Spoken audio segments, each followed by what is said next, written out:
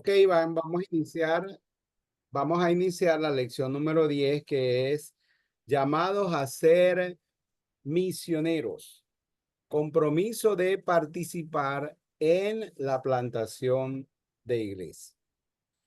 La obra misionera es elección de Dios. Los misioneros van a los campos en obediencia al mandato del Señor, no por sus propios caprichos ni deseos. En nuestro contexto, anteriormente, hace muchos años, hace unos 50 años, 40 años, eh, la gente miraba a los misioneros, solamente los misioneros de la Junta Misionera Foránea o los misioneros americanos. Cuando la gente hablaba de misioneros, eso eran los misioneros. Luego se hablaban de misioneros como los misioneros de JUME, de la Junta Misionera y de Misiones y Evangelismo de la Convención.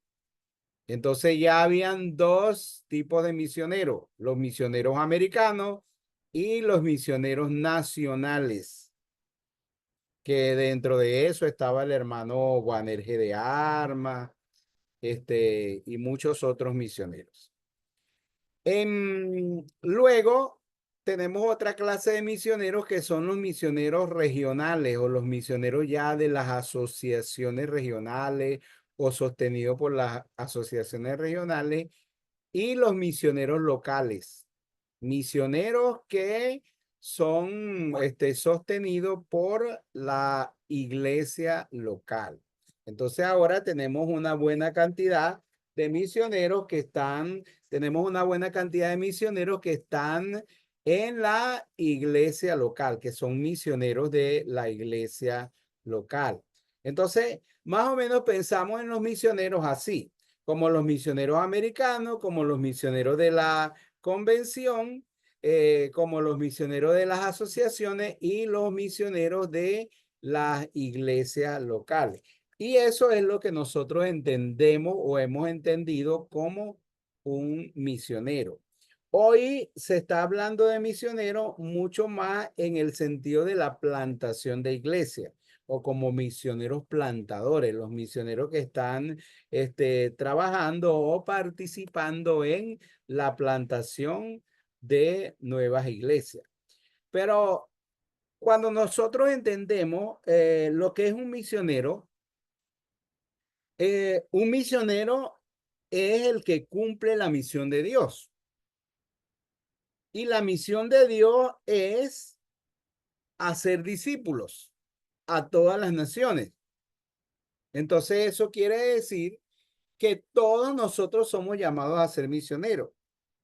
Así como todos hemos sido llamados a ser evangelizadores, todos hemos sido llamados a ser discipuladores, todos somos llamados a ser misioneros, porque nosotros estamos participando en la misión de Dios, porque nosotros estamos entonces cumpliendo la misión de Dios.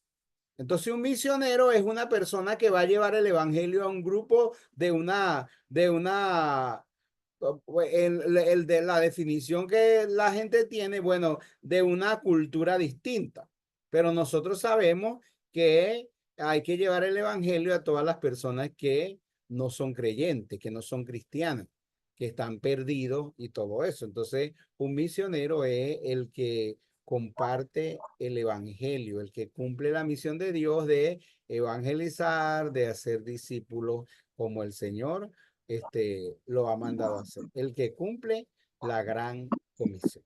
Entonces uno ve a Jesús en ese caso como misionero cuando Jesús iba, recorría las aldeas, las ciudades, enseñando el evangelio al pueblo. Entonces, eso es un misionero, el que propaga su fe religiosa en personas que tienen otra fe. Okay. Ahora, nosotros tenemos algunos modelos. Por ejemplo, en Jerusalén, en un sentido, todos eran misioneros en la primera iglesia, porque todos ellos entendieron que tenían que compartir el evangelio. Y nosotros sabemos que Jesús escogió 12, pero después vemos 70, pero después vemos 120. Y luego cuando Jesús ascendió al cielo, el apóstol Pablo da testimonio que lo hizo en medio, delante de 500 hermanos juntos. Entonces habían 500 hermanos fieles. Y entonces luego, bueno, uno sabe que cuando Pedro predicó, 3.000 personas fueron añadidas a la iglesia. Entonces, todas esas personas, ellos estaban involucrados en cumplir la misión de Dios, que es hacer discípulos y que es llevar el evangelio a todas las personas. Tenemos, bueno, luego tenemos otro modelo que es el modelo de la iglesia de Antioquía. Eh, Ustedes recuerdan que en Hechos, capítulo número 13, se nos dice que la iglesia de Antioquía tenía ahí ellos dedicaron a Bernabé y a Saulo como misioneros para llevar el evangelio a todos los gentiles. Entonces, ahí en la iglesia de Antioquía nosotros aprendemos algunas cosas importantes para participar en el envío de misioneros. Por ejemplo, ahí dice que ellos, los líderes que estaban, dedicaron tiempo al ayuno y a la oración, colocándose en una posición de escuchar la voz de Dios, de buscar a Dios, de consultar a Dios, de buscar la confirmación de Dios, de conocer a quién Dios había elegido o a quién Dios había escogido para la obra que Dios quería que hicieran. Entonces ellos buscaron a Dios. Hubo un tiempo de ayuno y oración. También hay otra cosa que es que ellos enviaron sus mejores compañeros de equipo. Ellos enviaron a las misiones a los mejores compañeros de equipo, que era Bernabé y Saulo, que todo un año habían estado enseñándoles a ellos. También dice que cooperaron con el Espíritu Santo para enviar misioneros, porque en una parte dice que la iglesia los envió, pero también dice que el Espíritu Santo los envió. Entonces hay cooperación en la iglesia y se usa de una manera indistinta. La iglesia los envió, el Espíritu Santo los envió. Entonces hay la cooperación de la iglesia y el Espíritu Santo. Al dedicarlo a la obra misionera, los encomendaron a la gracia de Dios. Y luego ellos recibieron informe de los ministerios que cumplían los misioneros, porque Pablo y Bernabé regresaron a Antioquía y le contaron a ellos cómo les había ido y les contaron a ellos en detalle cómo había sido su viaje misionero. Y luego entonces les enviaron a regresar al campo misionero. Entonces ahí se ve en la iglesia de Antioquía ese modelo de tener esos misioneros enviados y sostenidos por la iglesia, aunque no podemos decir que la iglesia de Antioquía sostuvo a Bernabé y a Saulo. Quizá inicialmente, ¿verdad? Enviaron algún aporte para ellos, pero nosotros sabemos que en muchas ocasiones sabemos que la iglesia que más se destacó en cuidar de los misioneros fue la iglesia de Filipos y no precisamente la iglesia de Antioquía. Pero también nosotros vemos el modelo de Tesalónica, porque el modelo de Tesalónica es muy interesante, ¿verdad? Porque fue diferente. El apóstol Pablo, nosotros vemos que la iglesia de Tesalónica, ellos cumplieron la gran comisión según se menciona en Hechos capítulo 1, versículo 8. Porque en Hechos capítulo 1, 8 dice, recibiréis poder cuando haya venido sobre vosotros el Espíritu Santo y me seréis testigo en Jerusalén, en Judea, en Samaria y hasta lo último de la tierra. Entonces, la iglesia de Tesalónica era una iglesia misionera. Pero la iglesia de Tesalónica era una iglesia que tenía un proyecto misionero, según Hechos 1:8. ¿Por qué? Porque el apóstol Pablo dice que ellos dieron testimonio del evangelio en Tesalónica, dieron testimonio del evangelio en Macedonia. Y si usted puede buscarlo, si quiere busque ahí Primera de Tesalonicenses para que usted lo vea. Busque Primera de Tesalonicenses, capítulo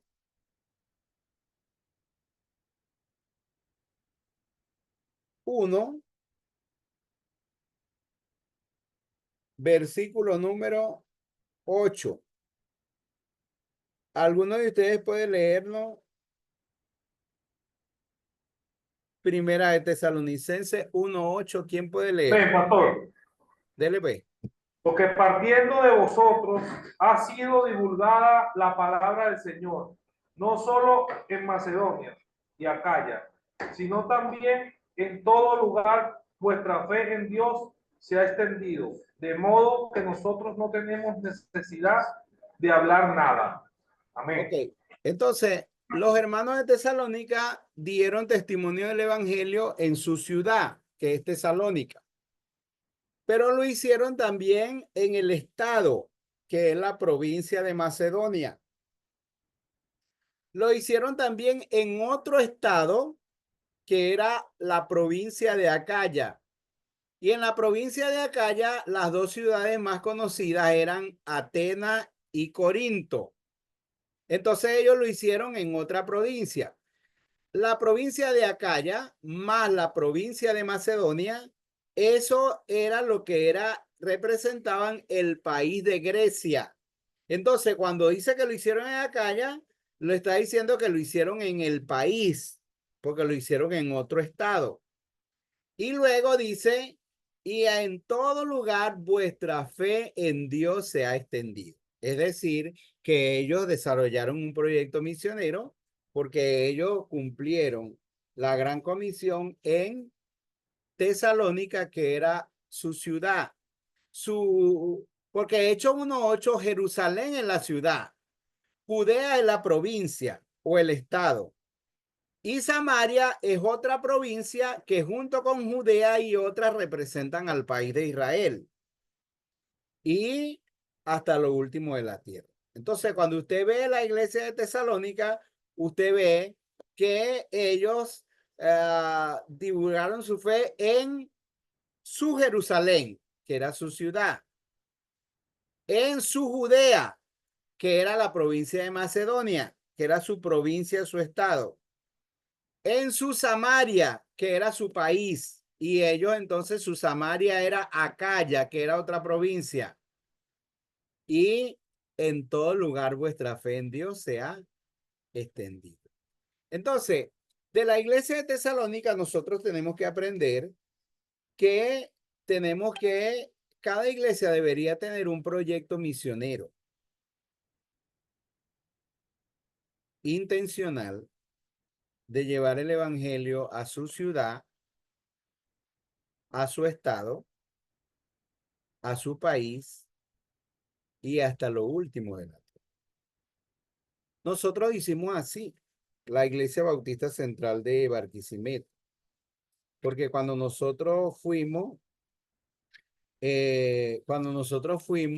yo fui enviado a plantar la iglesia de Barquisimeto en el año 95, bueno, plantamos la iglesia en Barquisimeto. Yo fui enviado desde Acarigua como misionero de la primera iglesia bautista de Acarigua para otro estado, que era el estado de Lara, yo era del estado portuguesa, y plantamos la iglesia bautista central de Barquisimeto con 20 miembros bautizados que yo trabajé desde el 93 hasta el 95, que fue la constitución de la iglesia. Y desde que nosotros constituimos la iglesia, hicimos un proyecto misionero basado en Hechos 1:8 para plantar iglesia en la ciudad, en el estado, en el país y hasta lo último de la tierra. Y hemos seguido durante estos 29 años ese proyecto. Nosotros hemos plantado 12 iglesias Y nosotros plantamos iglesia en la ciudad. En el oeste de la ciudad de Barquisimeto plantamos 2 iglesias, 3 iglesias. En el norte de la ciudad de Barquisimeto plantamos una iglesia.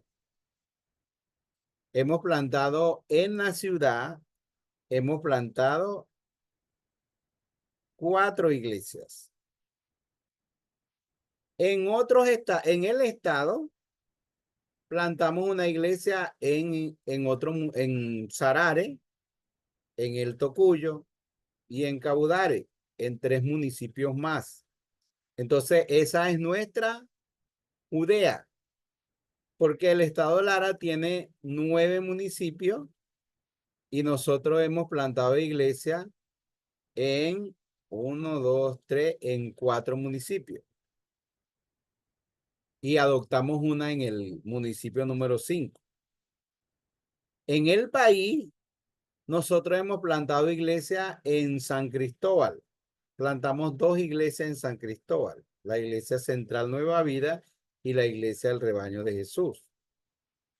Y hasta lo último de la tierra plantamos una iglesia en Honduras, que está creciendo mucho en Honduras, en Centroamérica.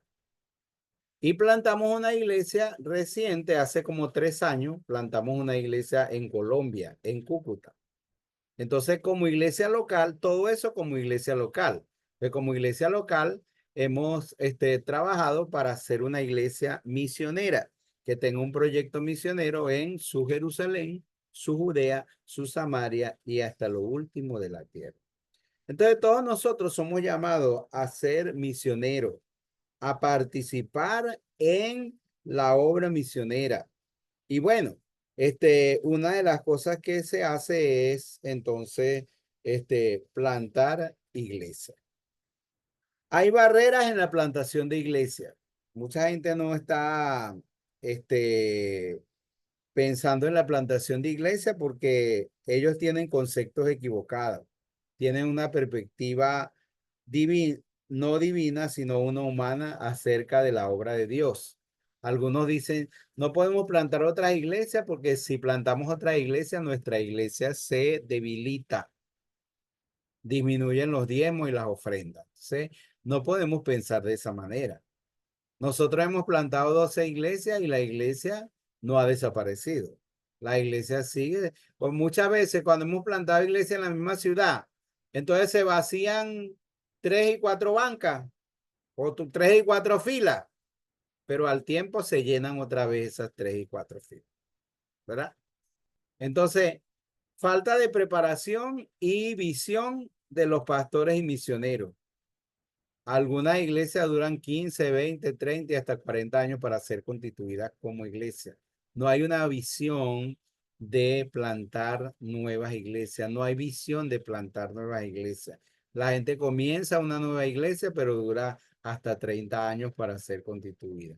Faltan metas claras, un plan específico, un proyecto misionero, planeación estratégica para plantar nuevas iglesias. Falta entrega y sacrificio.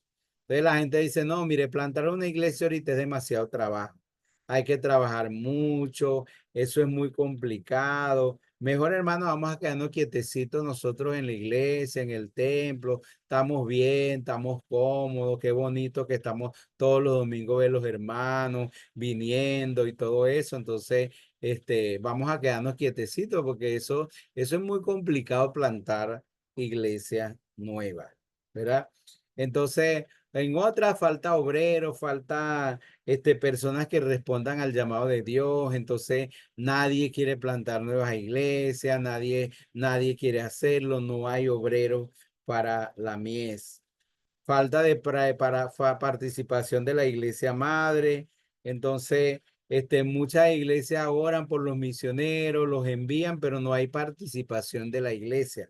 Mire, ¿sabe qué bonito es cuando la iglesia madre participa en la plantación de nuevas iglesias? Cuando los hermanos de la iglesia van, trabajan en esos nuevos lugares donde se está formando la iglesia. Eso es algo bien bonito, eso es algo muy especial. Nosotros estamos en un proyecto nuevo de plantar 15 iglesias nuevas. y ya iniciamos cuatro nuevas iglesias. Y qué bonito ver los hermanos participando, trabajando, involucrados en la plantación de nuevas iglesias.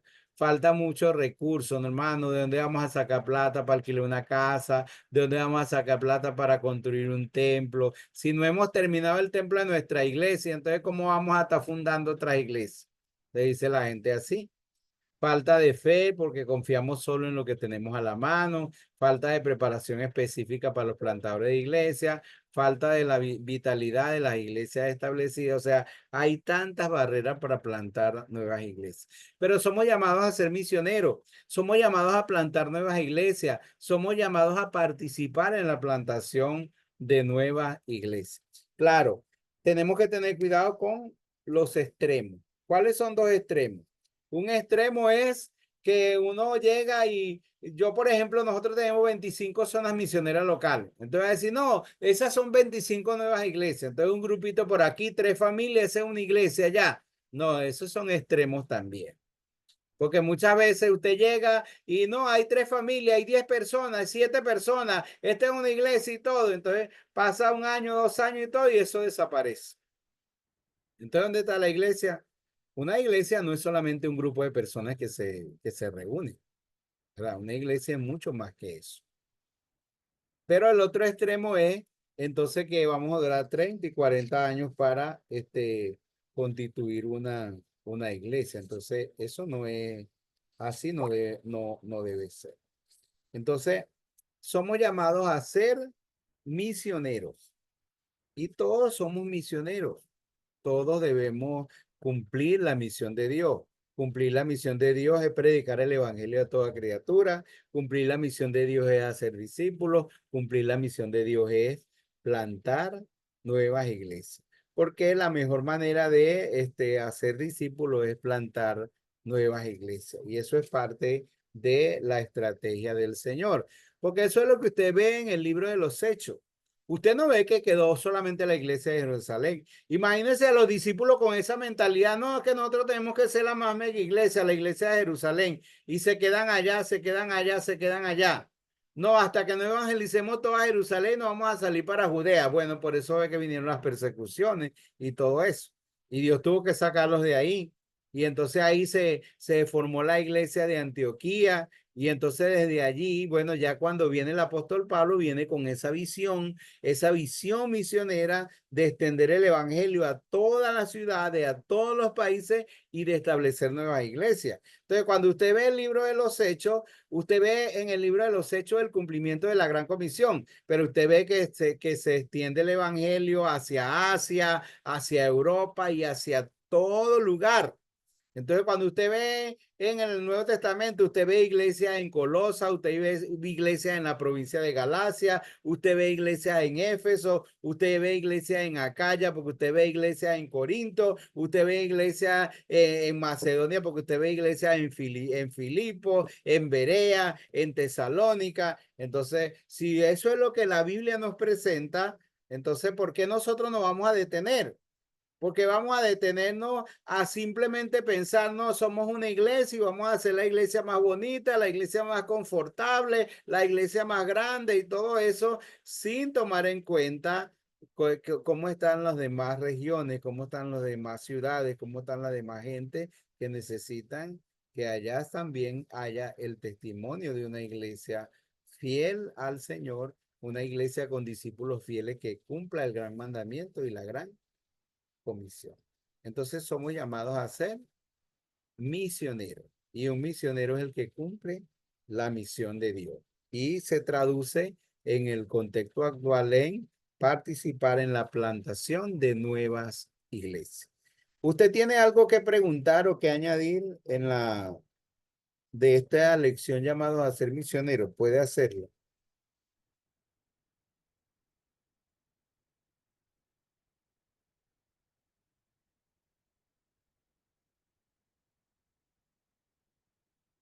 No importa que no me vea la cara, ya usted sabe que no me vea la cara hoy, pero tiene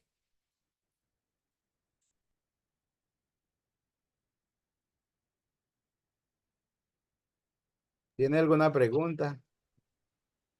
Aló. Ah, mire, ya me ve la cara. Ahora sí le veo la cara a usted. Buenas noches, pastor. Buenas noches.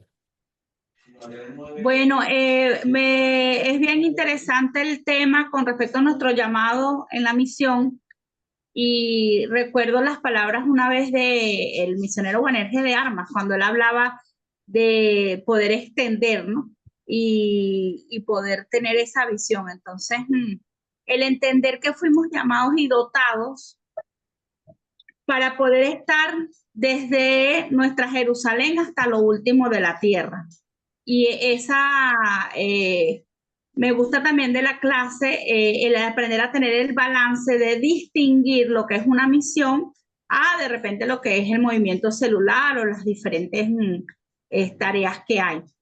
Pero entender que como cristianos estamos llamados y dotados, porque fuimos dotados, veíamos en el libro anterior el hecho de que cuando se nos otorga el Espíritu Santo, ahí en Hechos 1, es esa dotación de parte de Dios para la iglesia, para extenderla, para sacarla, para que podamos llevar la palabra de Dios a todo el mundo. Entonces, es un tema que es importante comprender que es parte de nuestra tarea como la iglesia del Señor. Gracias. Sí, la idea es que entendamos eso y que participemos en eso. Hay un plan, ahí dice un plan sencillo para plantar nuevas iglesias. Yo estoy escribiendo un libro que se llama Plantación y Revitalización de Iglesias Discipuladoras. Y precisamente va a tener esos 7 aspectos van a ser importantes en la elaboración de un plan estratégico para plantar nuevas iglesias, porque va a ser el crecimiento espiritual, ¿verdad? Que en el crecimiento espiritual no se puede medir, pero sí hay indicadores.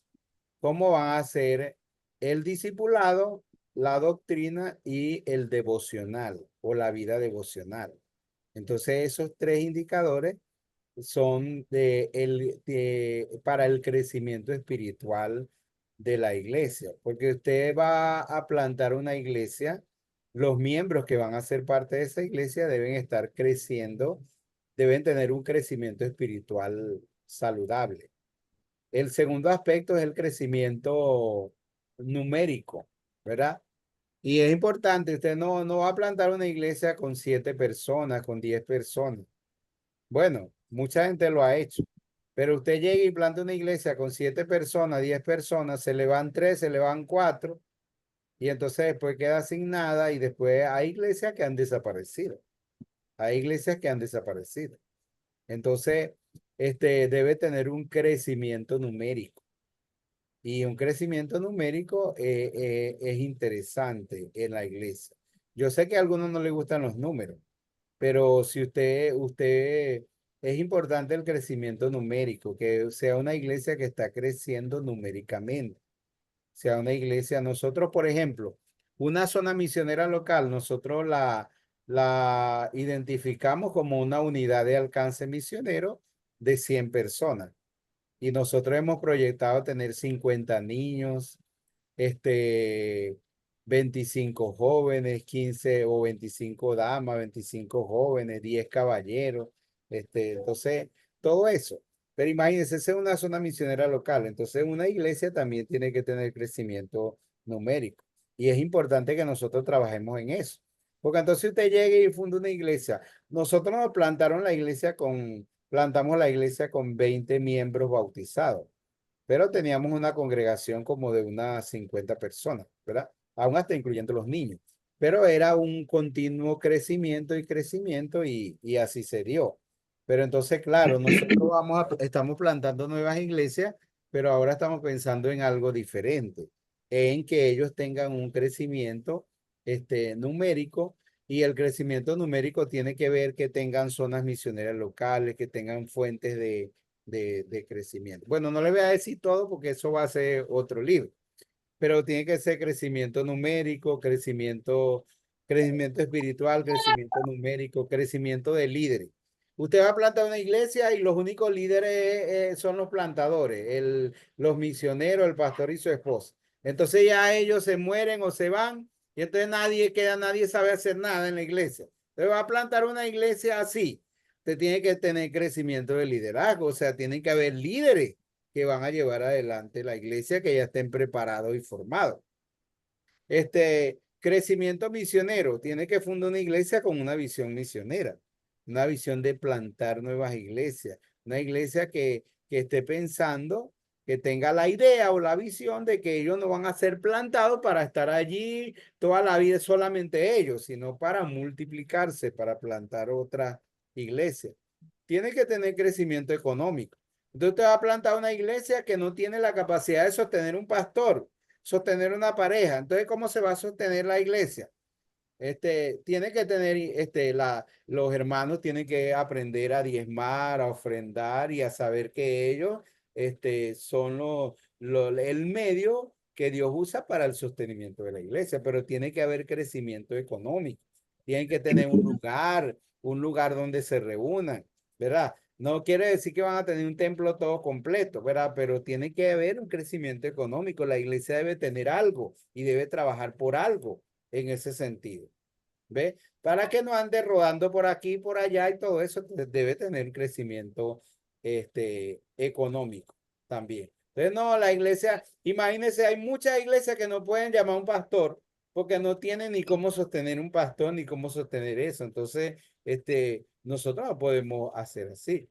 Tiene que haber un crecimiento en la obra social, en la participación con la sociedad, en cómo la iglesia puede ayudar a las comunidades donde la iglesia va a estar establecida. Y tiene que haber un crecimiento organizacional, porque no es solamente un grupo de personas que se reúnen para un culto. Una iglesia es toda una organización y tiene que haber esa organización es bien establecida también, ¿verdad? Entonces, esos son 7 crecimientos que van a ser bien desarrollados y que va a ser como una indicadores para la plantación de nuevas iglesias. Ok, ¿alguien tiene algo más que agregar? ¿Una pregunta que hacer? No, pastor, buenas noches. Buenas noches, Pastor Zune, dígame. Bueno, lo que quería decir es que uno de los que se pide, pues, ha sido el autosostenimiento, autopropagación y autoliderazgo, pues, que debiera de tener la iglesia para establecerla, para fundarla. Debiera de cumplir con esos requisitos. La otra cosa que quería decir en cuanto a las barreras para la plantación de iglesia, alguien dijo que todo cae y se levanta por el liderazgo, pues. Entonces, si el pastor no tiene una visión de que una iglesia, pues, que no se está multiplicando, no cumple su existencia, entonces, bueno, va a comenzar por él, pues. Claro. Es como, por ejemplo, hay iglesias que no les gusta ofrendar a la ofrenda misionera o a la ofrenda regional donde están. Entonces, pero siempre hay esas iglesias que no aportan, pero simplemente es por el pastor, pues. Porque si el pastor no enseña, si el pastor no predica acerca de eso, la iglesia no va a ir más allá de lo que la visión que tenga su pastor. Entonces quería aportar eso en cuanto Sí, claro que sí. a los obstáculos que muchas veces existe en cuanto a fundar iglesias. Pues el pastor tiene que sembrar la visión y mover a la iglesia a que se multiplique en otras obras nuevas. Sí, señor. Así es. Bueno, ahí usted mencionó 3 autos. Nosotros vamos a hacer una propuesta de 7 autos. ¿Oyó? ¿Verdad? Bueno, Claro. dice que hay un cuarto auto que es el auto del pastor.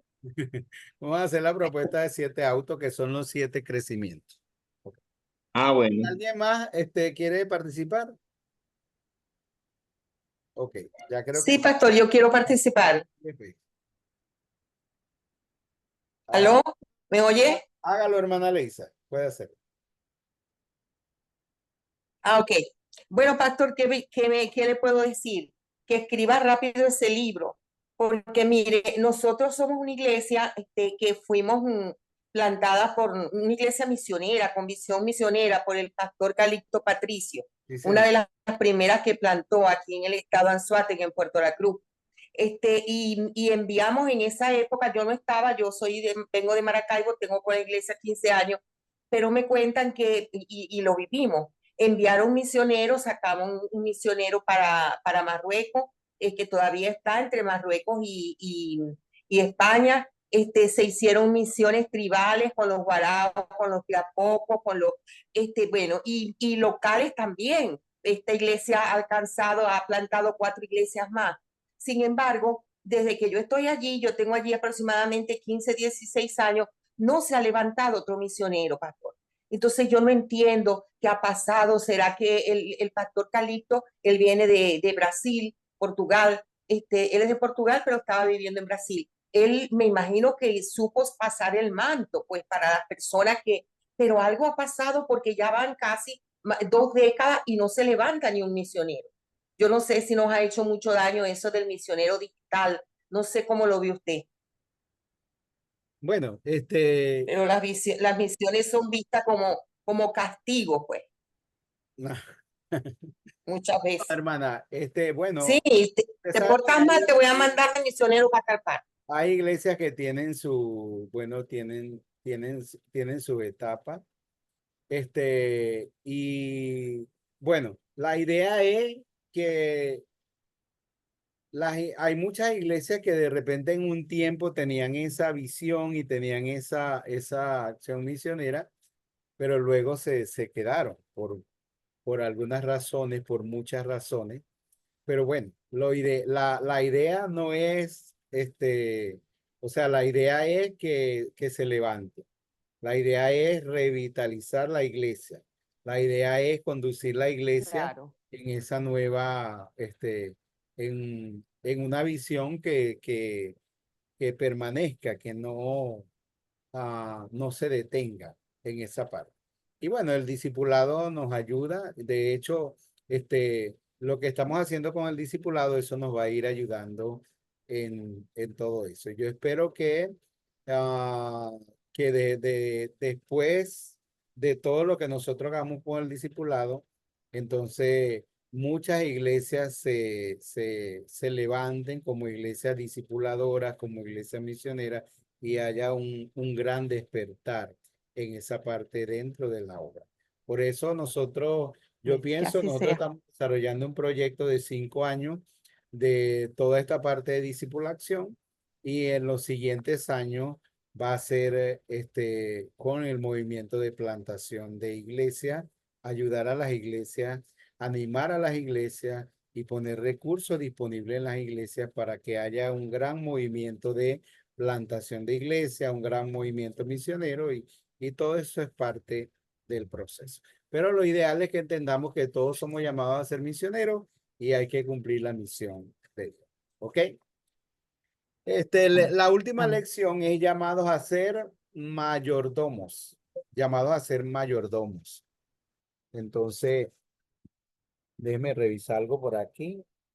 Llamados a ser mayordomos. Que se me está apagando Un momentico.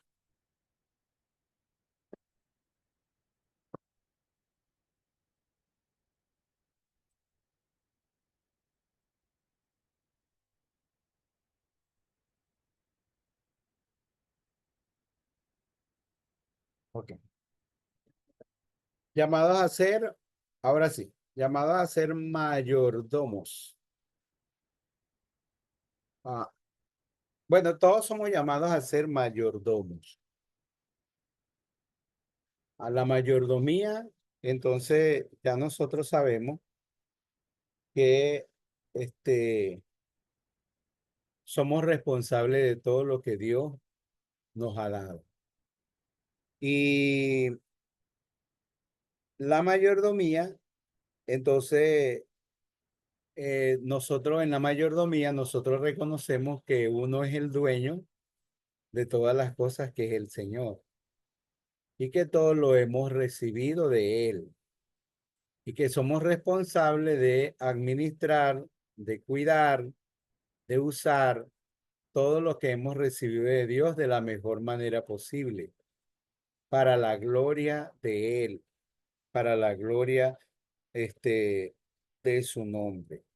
Y realmente la iglesia se extendió porque se extendió y pudo cumplir la misión por los hombres y mujeres que entendieron su mayordomía, que fueron responsables en todo lo que Dios le dio y hasta usaron lo que Dios le dio para la extensión del Evangelio de Jesucristo. Entonces, todo lo que Dios nos ha dado, nosotros tenemos una misión, la misión de hacer discípulos, la misión de llevar el Evangelio al mundo entero. Entonces, todo lo que Dios nos ha dado, lo recibimos de Él. Tenemos gratitud de recibirlo de Él. Pero también es importante que nosotros entendamos que somos responsables de usar lo que Dios nos ha dado para su gloria. ¿Y cuál es la gloria de Dios? Que toda rodilla se doble y toda lengua confiese que Jesucristo es el Señor. ¿Cuál es la gloria de Dios? Que gente de toda lengua, de toda nación, puedan entonces reconocer a Jesús, a Dios como su Padre, a Jesús como su Salvador y Señor, y puedan decir grandes y maravillosas son las obras de Dios. Nosotros tenemos ejemplos de mayordomos en la Biblia. El que más resalta es José, el hijo de Jacob, como mayordomo y como una persona que cuidó todo lo que Dios le daba. Y que donde él estaba, entonces era prosperado por su buena mayordomía, por su buena administración de los recursos que eran puestos bajo su dirección. Por eso cuando él fue vendido, cuando estaba en la casa de un hombre llamado Potifar, dice que todo, toda la casa de Potifar fue prosperada por la buena mayordomía de José, por la buena administración de él. Y ustedes saben que cuando la mujer, la esposa de Potifar, ella quiso seducir a José para que se acostara con ella, José dijo unas palabras muy interesantes. José dijo, tu marido me ha entregado todo, me ha puesto como responsable de toda su casa, no se ha reservado nada, sino solamente su esposa, o pues así en esa parte de las cosas. Entonces, ¿cómo yo voy a pecar contra Dios? ¿Verdad? ¿Cómo yo voy a pecar contra Dios? Entonces, él fue muy cuidadoso y fue muy responsable con todo lo que él le habían puesto bajo su cuidado. Y por eso le ponían bajo su cuidado las cosas con los ojos cerrados por la buena mayordomía que él tenía. Aun cuando fue a la cárcel, en la misma cárcel, entonces lo pusieron al cuidado de los presos, porque él era un buen mayordomo. Y de ahí de la cárcel salió para ser el gobernador de Egipto, y el faraón le entregó todo el país, todos los recursos del país, toda la administración del país, y lo puso a cargo de todo porque José era un buen mayordomo, era un fiel mayordomo, y eso fue algo, eso fue un gran testimonio de José, que fue algo que glorificó el nombre de Dios. Fue una honra para Dios tener un hombre como José como un buen mayordomo. Entonces nosotros también somos llamados a ser mayordomos, a cuidar a administrar responsablemente y usar para la gloria de Dios todo lo que Dios ha puesto bajo nuestra responsabilidad, ¿verdad? En esa mayordomía, es importante, por ejemplo, la parte de los diezmos. Y vamos a aprender algunas cosas de los diezmos en relación a Abraham, el ejemplo de Abraham. Este, ¿qué aprendemos acerca de los diezmos en relación a la historia de Abraham? Aprendemos uno, que los diezmos son para sostener el ministerio del Señor. Abraham no le dio los diezmos. La Biblia dice que Abraham le dio los diezmos a Melquisedec. Pero Melquisedec, que era, está en Hebreos 7, versículos 2 y 4. ¿Quién nos puede ayudar a leer Hebreos 7, 2 y 4?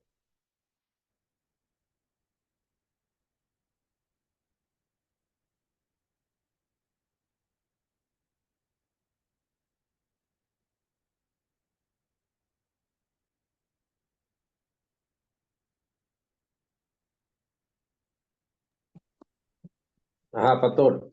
A quien asimismo dio Abraham los diezmos de todo, cuyo nombre significa primeramente Rey de Justicia y también Rey de Salem. Esto es Rey de Paz. El 4.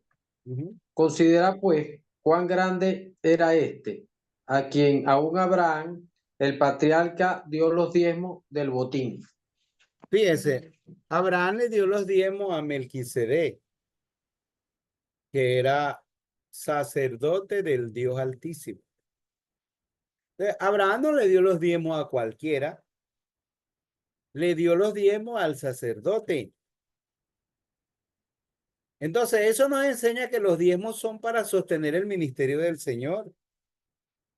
Usted sabe que hay mucha gente que dice, mire, no le dé los diezmos al pastor. No, hay personas en las iglesias que dicen, yo no le doy los diezmos a la iglesia. Yo veo una persona necesitada por allá y a ese yo le doy los diezmos. Eso no es correcto. Usted no puede usar los diezmos para lo que usted quiera. Los diezmos no son suyos, los diezmos son del Señor. Abraham dio los diezmos de todo, no a cualquier persona. Abraham los dio al sacerdote Melquisedec. Entonces los diezmos son para sostener el ministerio del Señor. Y usted debe dar los diezmos a la iglesia del Señor, no a la persona que usted quiera, sino a la iglesia del Señor. También aprendemos en relación a Abraham que el diezmar es una respuesta a la bendición de Dios. Porque ahí en Génesis capítulo 14, en el versículo 19, dice que Melquisedec bendijo a Abraham. Y dijo, lo bendijo diciendo, bendito sea Abraham del Dios Altísimo.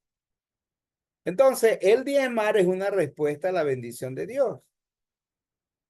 Cuando somos bendecidos por Dios, nuestra respuesta debe ser el diezmar. El diezmar es un acto de adoración. Usted ve en el versículo 20 que dice, bendito sea el Dios Altísimo. Abraham adoró a Dios, reconociéndolo, Dios Altísimo, creador del cielo y de la tierra. Entonces el diezmar es un acto de adoración a Dios. Cuando nosotros damos el diezmo, nosotros estamos adorando a Dios, reconociéndole a Él como el proveedor, reconociendo que todo lo que tenemos lo recibimos de Él, que Él es el que nos ha prosperado, que Él es el que nos ha provisto. Entonces, Él dar los diezmos es una acción de adoración a Dios. Los diezmos deben ser completos. No podemos fraccionar los diezmos. Usted no puede, si usted recibió, un ejemplo, si usted recibió 10,000 bolívares, su diezmo es 1,000 bolívares.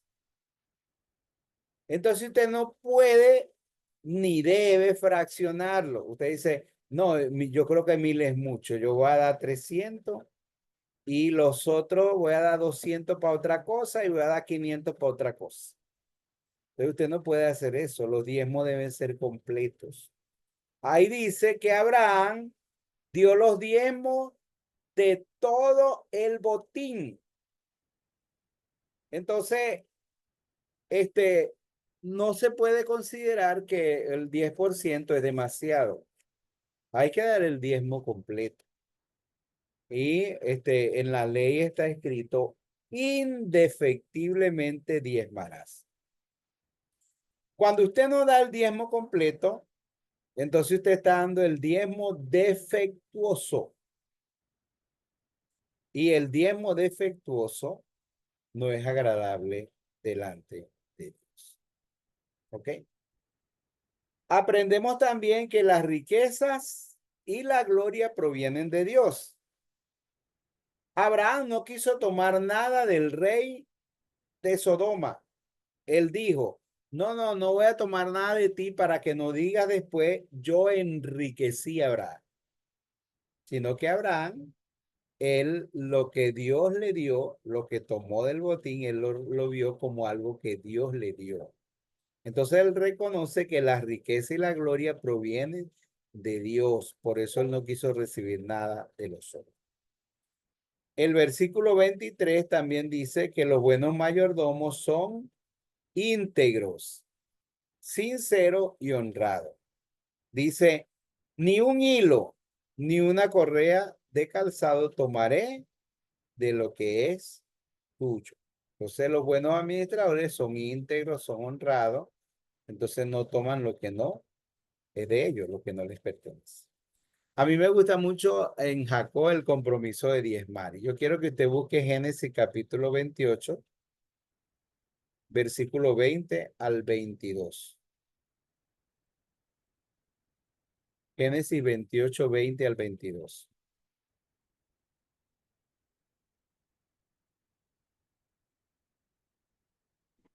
E hizo Jacob diciendo, si fuere Dios conmigo y me guardare en este viaje en que voy, y me diere pan para comer y vestido para vestir, y si volviere en paz a casa de mi padre, Jehová será mi Dios. Y esta piedra que he puesto por señal será casa de Dios, y que todo lo que me dieres, el diezmo, apartaré para ti. Fíjense, ahí Jacob, si usted lee el contexto, usted va a leer que todas esas cosas se las prometió Dios a él. Dios le prometió estar con él, Dios le prometió cuidarle, Dios le prometió sustentarle, Dios le prometió todas esas cosas. Entonces, cuando él dice, si Dios va conmigo, es como decir, si es verdad que Dios va a hacer todo eso que Dios me ha prometido. Si Dios va a estar conmigo, yo he ordenado estas cosas como las 4 bendiciones de Dios. Si Dios va conmigo, la bendición de la presencia de Dios. Si me diere pan para comer y vestido para vestir, la bendición de la provisión de Dios. Si me cuidare por el camino que voy, la bendición de la protección de Dios. Si volviera en paz a casa de mi padre, la bendición de la paz y armonía en el hogar. Entonces, esas 4 cosas representan la bendición de Dios. Si cuando nosotros entendemos, reconocemos la bendición de Dios, nuestros corazones están preparados para diezmar, para dar al Señor. Entonces Jacob, al recibir todas esas cosas, dijo, Jehová será mi Dios, y esta piedra la pondré por señal, adoración, de todo lo que me diere, el diezmo apartaré para ti. El diezmo va precedido de nuestra entrega a Dios. Por eso en Corintios, cuando Pablo está hablando del ejemplo de los macedonios, él se refirió a Cristo. Y él se refirió a los hermanos y él dijo, ellos se entregaron primeramente al Señor y después a nosotros. Y ahí cuando él dijo, Jehová será mi Dios, esa es su declaración de fe. Entonces el diezmar va precedido de nuestra entrega al Señor. Cuando nosotros hemos entregado nuestra vida, nuestro corazón a Dios, no va a ser tan gravoso dar nuestros diezmos. Es importante el compromiso de diezmar. Porque ese es un compromiso, ese es un voto, ese es un compromiso de Jacob. Y ese compromiso era: de todo lo que me diere, el diezmo apartaré para ti. ¿Cuál es el ingreso diezmable de nosotros? Mucha gente piensa que el ingreso diezmable es el sueldo que reciben de su trabajo 15 o último o semanal. Pero ahí el diezmo, el ingreso diezmable no es solamente el sueldo. El ingreso diezmable de todo lo que me dieres. Mira, en una iglesia había gente que se preguntaba, ¿por qué una hermana que no trabajaba, su diezmo era más grande que todos los profesionales de la iglesia? ¿Y saben por qué?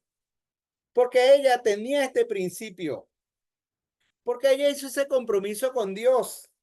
De todo lo que Dios me dé, el diezmo apartaré para él. Y ella no solamente daba el 10%, ella daba el 20%. El 20% de diezmo y el 5% de ofrenda. Pero entonces ella tenía 14 hijos y no todos los hijos le daban. Pero cuando un hijo le daba, ella llegaba y apartaba. Si un hijo llegaba y le daba 1000 bolívares, entonces ella apartaba 200 bolívares de diezmo y 50 bolívares de ofrenda. Si llegaba otro hijo y le daba 500 bolívares, ella apartaba 100 bolívares de diezmo y apartaba 25 bolívares de ofrenda. Y esa hermana, entonces, daba el diezmo de ella, su ofrenda misionera, su ofrenda para el templo y las ofrendas que pedían en la iglesia. Era más grande la de ella que de los profesionales y ella no trabajaba.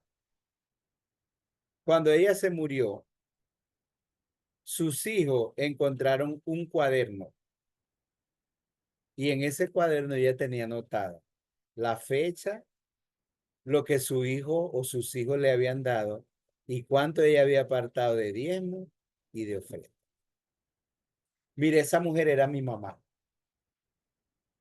Entonces, ella hizo ese compromiso. De todo lo que me diere, el diezmo apartaré para ti. Los últimos años de su vida, mis hermanos que no eran cristianos, ellos la ayudaban a ella a separar, a apartar su diezmo, que era el 20% de todo lo que recibía, y su ofrenda, que era el 5% de lo que ella recibía. Esos ejemplos son maravillosos. Esos son ejemplos de un mayordomo de Dios, ¿verdad? Y nosotros somos llamados a ser mayordomos. El diezmo debe ser, bueno, dijimos que es bueno tener un compromiso, ¿verdad? Hacer ese compromiso. De todo lo que me diere, el diezmo apartaré para ti. Y apartaré, porque el diezmo es algo apartado, consagrado para Dios. Cuando usted reciba el dinero, aparte su diezmo, no lo deje metido con el otro 90% que es suyo. Porque después va a ser como los hermanos que viven pidiéndole prestado a Dios y no le pagan. Viven pidiéndole prestado los diezmos. Voy a tomar los diezmos y después los pago y nunca pagan. Ni se debe quitar prestado los diezmos, ni se debe dejar de pagar. Entonces los diezmos hay que apartarlo, hay que separarlo, consagrarlo, porque eso es de Dios. Y esa es una adoración a Dios. El diezmo debe ser integral, completo. Por eso él dijo, de todo lo que me diere, el diezmo apartaré para ti. También el diezmo es un acto de adoración y es dedicado a Dios. Entonces, Pablo enseñó también a las iglesias. Vamos a leer solamente Primera de Corintios capítulo 16, versículo 1. ¿Cómo dice? ¿Alguien me ayuda a leerlo?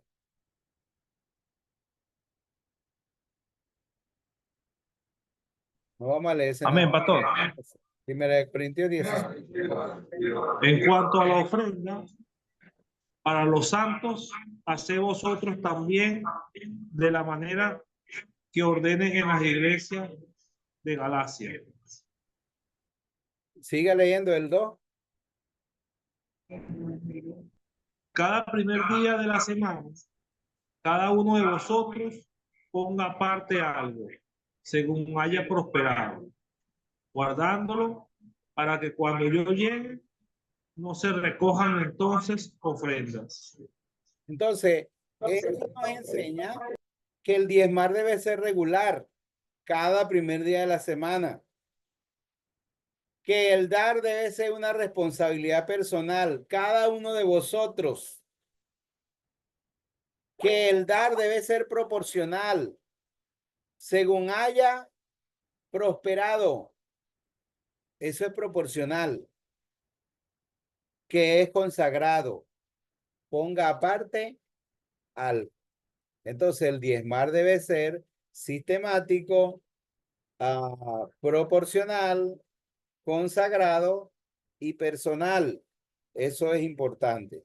Y bueno, ustedes tienen mucho acerca, hay mucho de las iglesias de Macedonia allí, que ustedes pueden leerlo.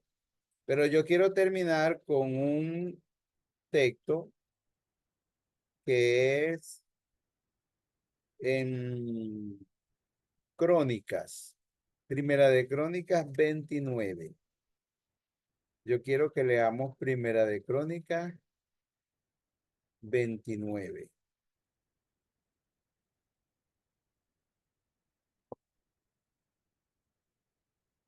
Primera de Crónicas 29.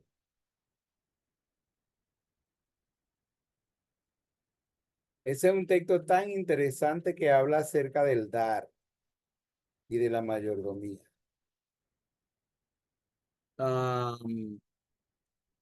Todo el texto, pero vamos a leer algunos como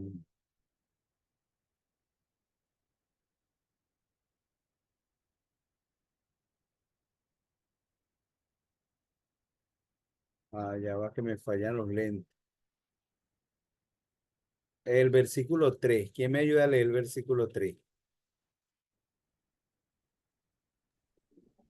Además de esto, por cuanto tengo mi afecto en la casa de mi Dios, yo guardo en mi tesoro particular oro y plata que, además de todas las cosas que he preparado para la casa del santuario, he dado para la casa de mi Dios. Ajá, entonces ahí hay algo muy interesante. Dice, por cuanto tengo mi afecto por la casa de Dios. David, cuando iba a construir el templo. Entonces él dijo, tengo mi afecto por la casa de Dios.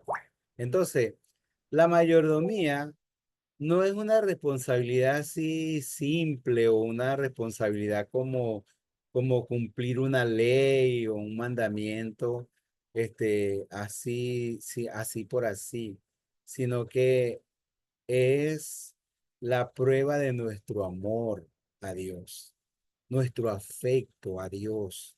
Nosotros damos porque, no solamente porque Dios nos manda que demos, nosotros damos, como dice uno de los textos del Nuevo Testamento, no por tristeza ni por necesidad, sino que Dios ama al dador alegre. O sea, nosotros damos porque amamos a Dios, amamos la iglesia del Señor.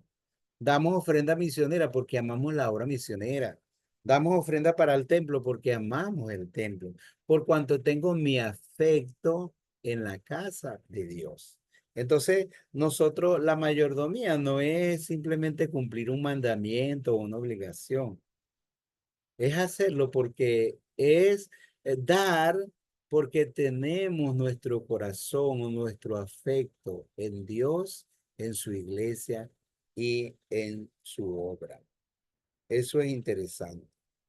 Hay otro texto que me gustaría que leyéramos de allí, que es el versículo, ya le digo, el versículo número 14. ¿Quién nos ayuda a leer el versículo 14? Porque Porque ¿quién soy yo y quién es mi pueblo para que pudiésemos ofrecer voluntariamente cosas semejantes? ¿Quién soy yo? Ver, el dar es un privilegio. El dar para el templo, para la obra misionera, para el sostenimiento de la iglesia, ese es un privilegio. ¿Quién soy yo? Dijo David, para hacer ofrenda voluntaria para el Señor. Y fíjese, ¿quién nos ayuda a leer el versículo 12 y 13?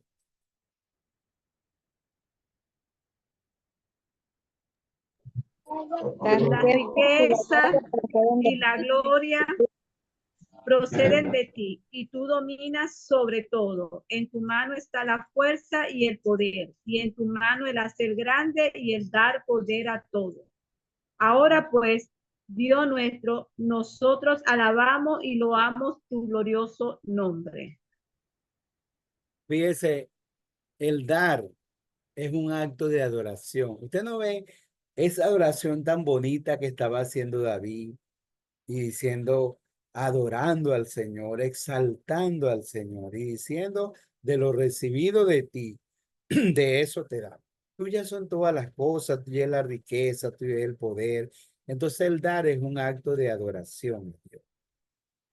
Quiero que lean el versículo número 18.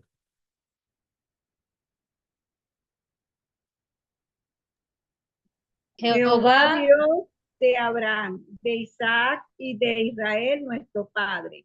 Conserva perpetuamente esta voluntad del corazón de tu pueblo y encamina su corazón a ti. Ah, hermana, y lea el 17. El 17. Yo sé, Dios mío, que tú escudriñas los corazones y que la rectitud te agrada. Por eso yo en rectitud de mi corazón voluntariamente te he ofrecido todo esto. Y ahora he visto con alegría que tu pueblo, reunido aquí ahora, ha dado para ti espontáneamente. Entonces, somos llamados, hermanos, a ser mayordomos. Y mire cómo ese corazón lleno de amor, voluntario, del pueblo de Israel en el tiempo de David.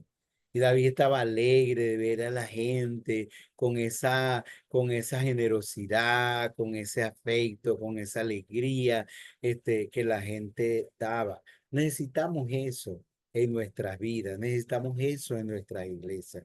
Necesitamos que la gente vea esto, que la gente aprenda esto, que la gente mire estos cuadros que nos presenta la Biblia de la mayordomía, de cómo somos llamados a ser mayordomos y somos llamados a dar para la obra de Dios. Mire, en el año 2000, a mí me invitaron a ir a Estados Unidos y yo fui a Estados Unidos en el año 2000, hace 24 años. Yo conocí un amigo que es oftalmólogo. Y este, ese hombre decidió en su corazón dar gran parte de lo que él recibía de su trabajo para la obra de Dios. Y me invitó porque él estaba comenzando un ministerio que se llama Frutas Primeras o Five Fruit Ministry. Y hizo una cena en el Hotel Sheraton allá en Tulsa, Oklahoma. Y me invitó para yo compartir con la gente, con las personas. Bueno, me invitó para que yo le compartiera la historia de la fábula. Imagínense, me invitó a Estados Unidos para que yo le enseñara la fábula de la carrera del venado, de la tortuga, del morrocoy y el venado. no de la tortuga y la liebre, sino del morrocoy y el venado. Porque un día él me preguntó, Eleazar, ¿cuál es tu visión? Y yo le dije, mire, hermano, yo no soy un hombre tan rápido para hacer las cosas. Si yo me comparara con un animal, yo soy como un morrocoy. Pero yo soy muy lento para hacer las cosas. Pero yo aprendí en mi edad escolar la fábula del morrocoy y el venado.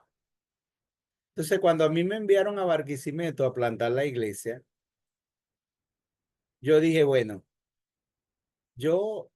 ¿cuál es mi visión en Barquisimeto? Yo dije, bueno, yo voy a ser como el morrocoy que le ganó la carrera al venado. Usted sabe que el venado como estaba sobrado, llegó y le dio chance al morrocoy de media hora para que anduviera. Y después entonces él llegó y arrancó la carrera. Pero cuando llegó y rapidito pasó al morrocoy. En la primera milla lo pasó. Entonces después que lo pasó, se paró y hacia atrás y miró hacia atrás y empezó a gritar, morrocoy, ¿a dónde va?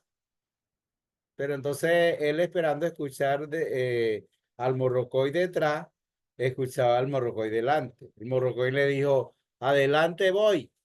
Y él dijo, el venado, ¿y cómo es eso? Si lo acabo de pasar. Y entonces cuando ve el morrocoy va adelante.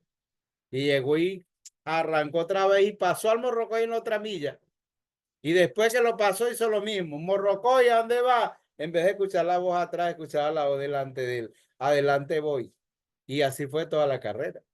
Cuando lo pasó en la última milla, entonces dijo, ahora sí, dijo, Morrocoy, ¿a dónde va? Escuchó que le dijo, ya llegué. Cuando se asoma en la meta, el Morrocoy estaba en la meta. Lo que pasa es que el Morrocoy vio que todo, él llegó y habló con los demás Morrocoy, como todos son igualitos, puso un Morrocoy en cada milla y él se puso en la meta. Y entonces le ganó la carrera al venado. Entonces yo dije, bueno, yo voy a ser como el Morrocoy. Yo no puedo predicar el evangelio a todo el mundo. Yo no puedo plantar iglesia en todas las ciudades. De lo que yo voy a hacer en Barquisimeto es, yo voy a formar morrocoycito y poner un morrocoy en cada municipio del estado de Lara. Entonces a ese hermano le pareció, le impactó mucho esa visión. Entonces él me invitó, él dijo, bueno, yo voy a apoyarte en esa visión. Y él me ha apoyado hasta el sol de hoy. Y bueno, yo estoy formando morrocoycitos. Y hasta ustedes están en ese plan sin saberlo. Ustedes son morrocoycitos en cada lugar donde ustedes están, que van a enseñar el discipulado. Y juntos le vamos a ganar la carrera al diablo. Bueno, ese hombre ha sido un gran ejemplo de usar los recursos que Dios le ha dado para la obra de Dios en todo el mundo. Imagínese usted, la última vez que yo fui, nosotros íbamos a su clínica, ya él se retiró de la clínica, ya no está en su clínica. Pero entonces nosotros antes de ir a la clínica pasamos a una bomba de gasolina y él llegaba y comprábamos 2 cafés en Quick Tree, no sé qué allá, en la bomba, en el negocio compramos 2 cafés. El café costaba, el café costaba $2, $2.50 costaba el café. ¿Ves? Entonces él me compró uno a mí y se compró uno a él. Pero entonces el día siguiente fuimos otra vez. Era una semana completa. Fuimos otra vez el día siguiente. Yo me tomé mi café de $2.50, pero entonces él pagó $2. Porque él se llevó el vaso que él tomó café ese día y allá el café valía $2.50. Pero si tú llevas el vaso, te costaba $2. Entonces, él usa un solo vaso toda la semana. Y entonces el café le cuesta a él $2. Y yo me quedé asombrado. Yo digo, un hombre que tiene tantos recursos y tanto dinero, ¿verdad? Entonces ahorra, vamos, póngale 6 días sin meter el domingo. ahorra $0.50 todos los días porque él lleva el mismo vaso. Entonces él ahorra $3 semanales. Para uno, eso es una cosa que no tiene sentido, pero para él no. Porque esos $3 semanales, él los ahorra todos los días. Y él sabe que esos $3 semanales que él ahorra, eso se convierte en $30, en $50 o en $100, con el que él puede ayudar a una persona que necesita algún tipo de apoyo. Entonces, a mí me asombró demasiado eso. Digo, eso es mayordomía. Pero nosotros no hemos aprendido eso. Porque nosotros, aún en la situación crítica que estamos, a veces se nos pierde la comida, a veces entonces nosotros malgastamos y desperdiciamos tantas cosas.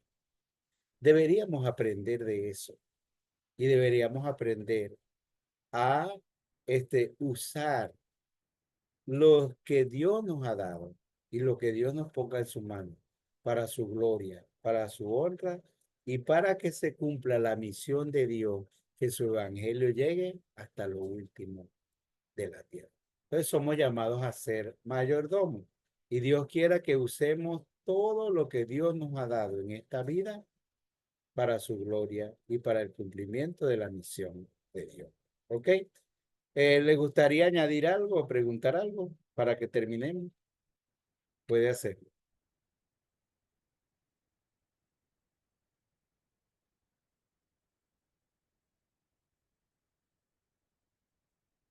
Tiene la palabra, hermano.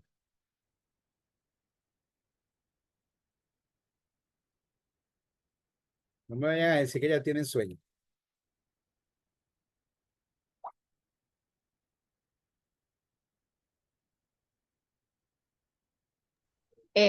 Buenas noches, que Dios le bendiga, pastor, y a todos. Amén.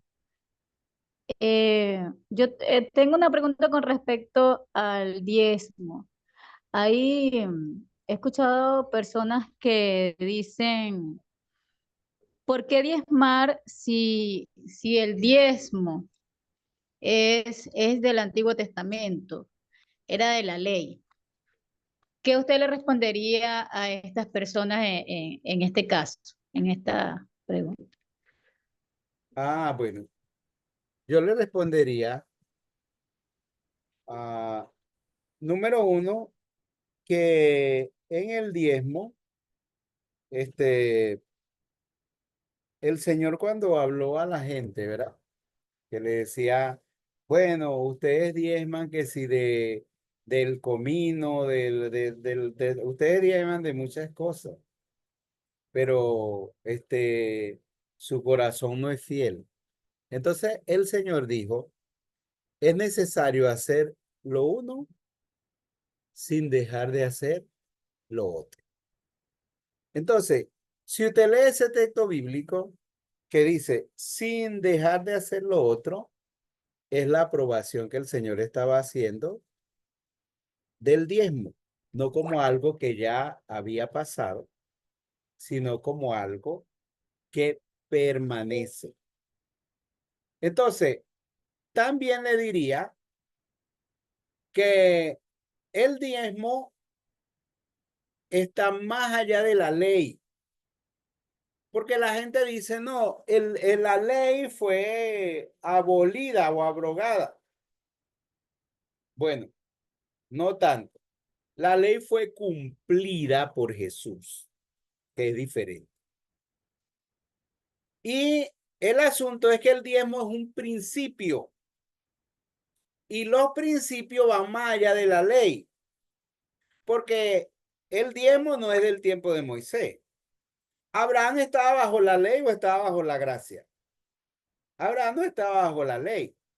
Entonces, ese principio del diezmo fue tomado, fue puesto en la ley, pero el diezmo no depende de la ley. Entonces, como es antes de la ley puede haber cesado, como decía, en su función, pero el principio permanece. Y entonces los principios permanecen. el diezmo permanece porque el diezmo no era de la ley. El diezmo era antes de la ley. ¿Ok? Además de eso, entonces, en el diezmo no es solamente del Antiguo Testamento. En el Nuevo Testamento se habla de el diezmo. Porque cuando leímos Corintios, que dice, cada uno de según haya prosperado. ¿Qué es según haya prosperado? Según haya prosperado, esa frase nos enseña que el diezmo es proporcional. Es decir, si su prosperidad es de 1.000 bolívares en la semana, entonces su diezmo son 100 bolívares. Pero si su prosperidad es de 10.000 bolívares en la semana, entonces su diezmo es de 1.000 bolívares. Entonces, según haya prosperado, es proporcional. Habla del porcentaje y habla del diezmo. Y eso se relaciona específicamente al diezmo. Y la otra cosa es que los discípulos no daban el 10%. Los discípulos, ellos daban todo.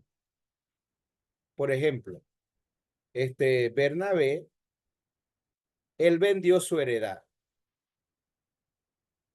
y él dio el 10% de su heredad, lo dio y lo puso a los pies de los apóstoles para el sostenimiento de la obra de Dios. No, él no dio el 10%. Él dio el 100% de todo lo que tenía para la obra de Dios. Entonces, la gente en el Antiguo Testamento daba el 10%. Bueno, en el Nuevo Testamento daban hasta el 100%. Entonces, cuando el Señor habló y cuando la Biblia habla de que el obrero es digno de su salario, de que no pongáis bozal al buey que trilla, que el que predica en la palabra, el que predica en la palabra, como dijo Pablo, si yo siembro lo espiritual, es un pecado que reciba de ustedes lo material. Entonces, la iglesia, ellos diezmaban para el sostenimiento de la obra de Dios. ¿Cómo se ha extendido la obra de Dios en el mundo? ¿Cómo ha hecho Dios para que el evangelio llegue al mundo entero? No lo ha hecho el Señor por los hombres y las mujeres en las iglesias que han dado sus diezmos, y no solamente el diezmo, han dado mucho más de lo que es el 10% de eso.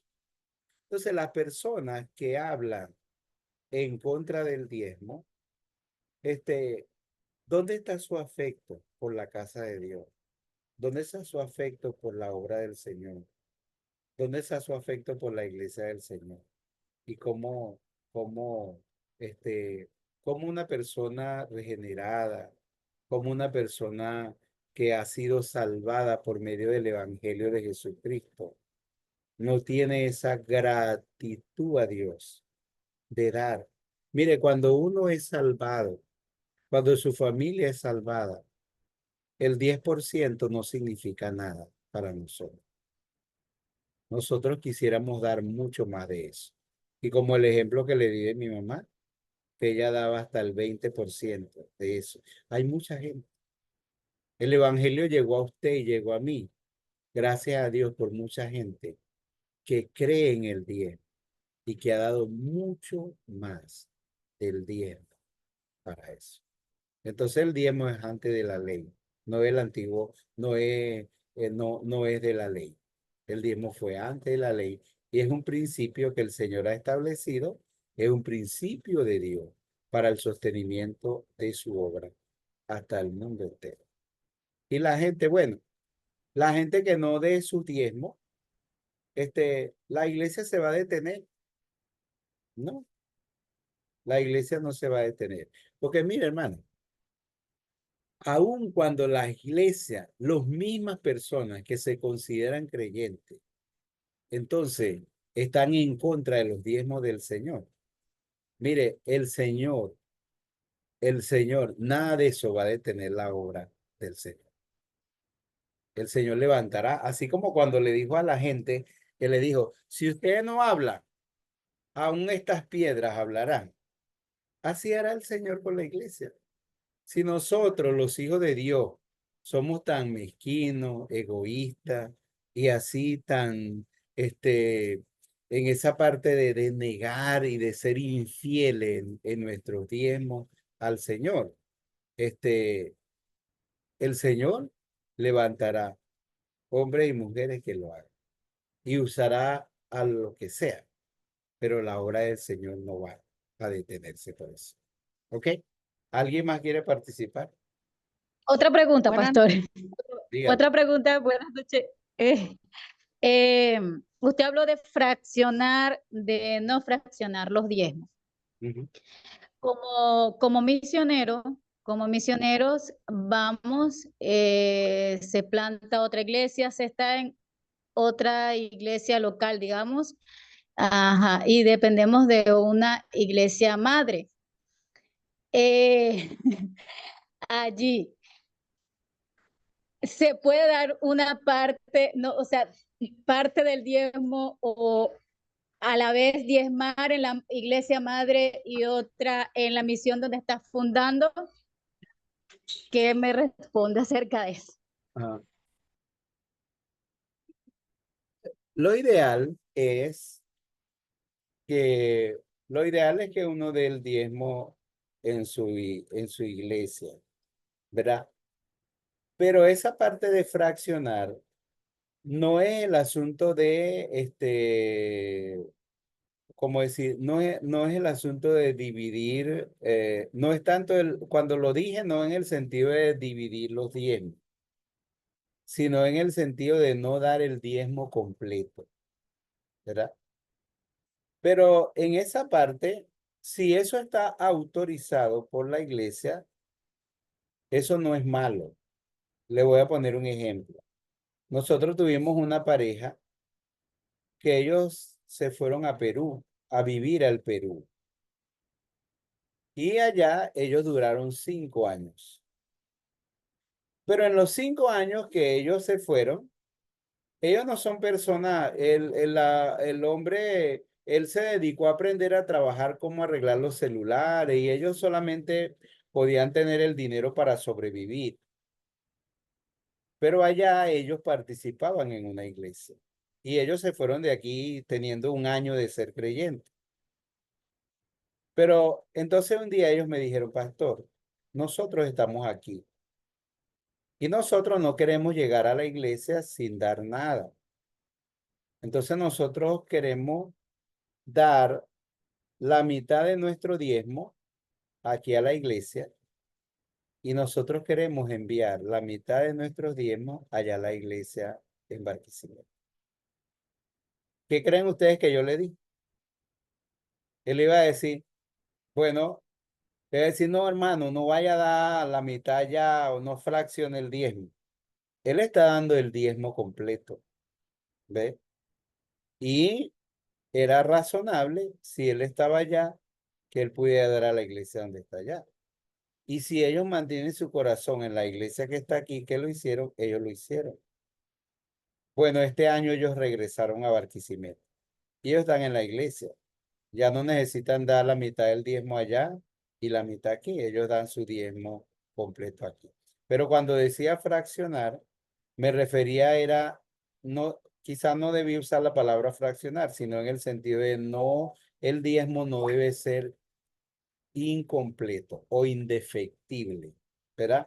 Entonces usted no va o fraccionar en el sentido de que usted va a decir, bueno, voy a dar el 50% de diezmo a la iglesia y el otro 50% se lo va a dar a los pobres o a la gente que no tiene comida. No, eso no es correcto. En lo que yo le dije, eso sí es correcto.